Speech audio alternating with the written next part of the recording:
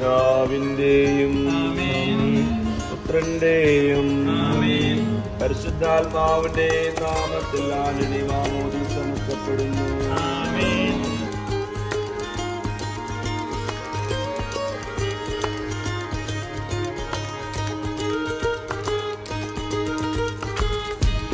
അപ്പൊ ഇന്നാണ് നമ്മുടെ ബേബിയുടെ മാമോദീസാട്ടാ. ഞാൻ റെഡിയായി. നമ്മുടെ സ്റ്റീവ് കുട്ട ഇവിടെ റെഡി ആയിട്ട് കിടക്കുന്നുണ്ട്, സുന്ദര കുട്ടനായിട്ട്.